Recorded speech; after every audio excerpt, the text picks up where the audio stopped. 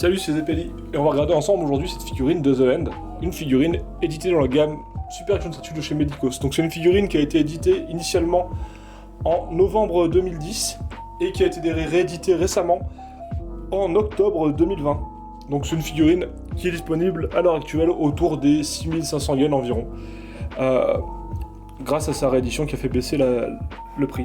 Donc la boîte en elle-même, c'est une boîte habituelle. On a ici le visuel sur le côté, c'est le même sur l'autre côté comme d'habitude. On a derrière les poses possibles.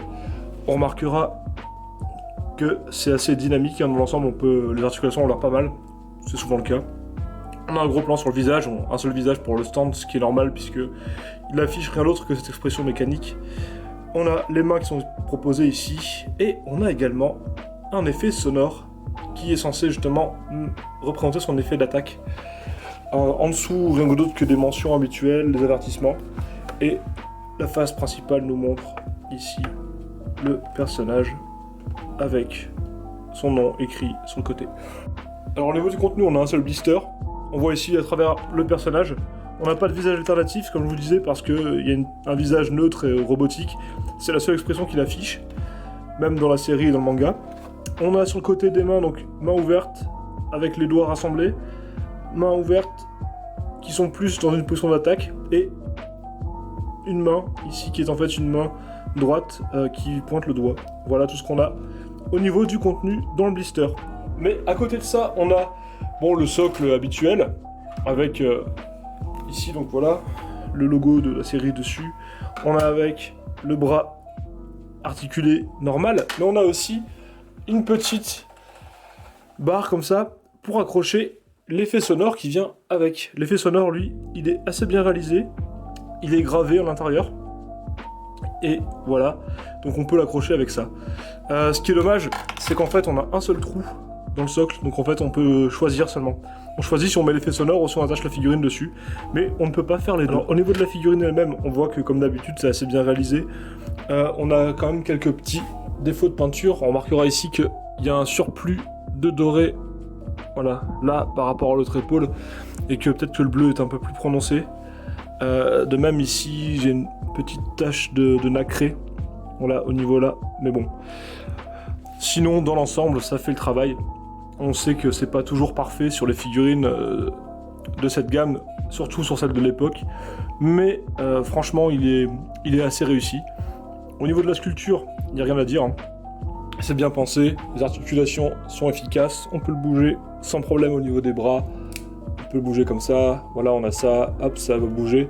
C'est un peu limité forcément par les espèces d'épaulettes, donc ça c'est un peu pénible, mais bon. Les jambes, ça bouge sans trop de difficulté non plus. Hop, c'est pas forcément limité par cette chose là puisque ça c'est articulé. Donc on fait à peu près ce qu'on veut.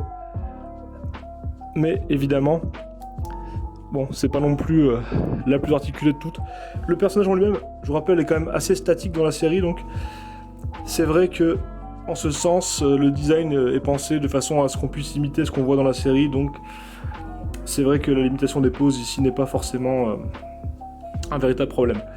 Donc on a l'impression que c'est une pièce bien réalisée, mais pour confirmer tout ça, on va devoir le mettre en pause. À noter que les mains droites respectent ce qu'on voit dans la série, c'est-à-dire qu'on a à l'intérieur le petit détail qui montre ici les deux parties que l'on voit là, qui sont apparemment en fait ce qui sert à faire l'attaque avec laquelle il peut envoyer des choses dans une dimension, on sait pas trop où d'ailleurs, comme Okuyasu nous le dit lui-même. Donc c'est fait sur les mains droites. Voilà. Donc on va essayer de le mettre en pause et on passera ensuite à un bilan.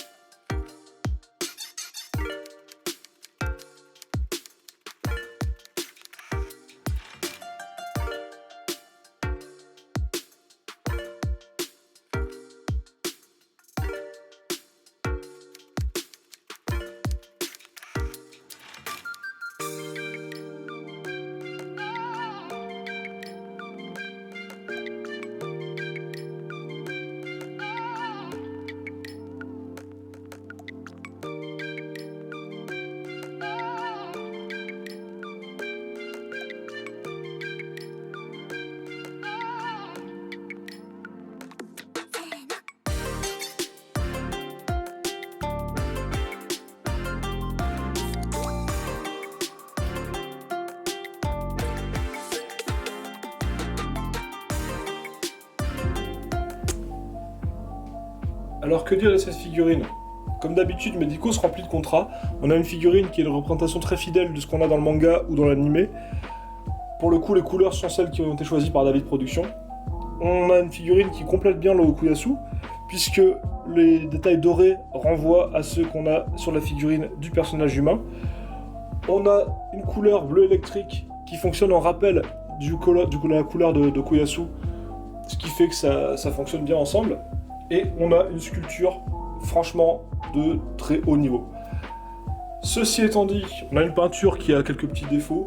Bon, ça peut être perfectible, hein. Je sais que c'est normalement un peu mieux sur la réédition, même si pour le coup les couleurs ne sont pas exactement les mêmes. Il y a une tendance à être un peu plus flashy, et du coup on retrouve pas forcément l'exacte nuance. Dans l'ensemble, ça remplit le contrat à 100%, quasiment. Je dirais 99%, si c'est les petits détails de peinture qu'on peut rattraper avec de la peinture Tamiya, mais c'est vrai que c'est pas toujours agréable de devoir rattraper une figurine qu'on a achetée neuve.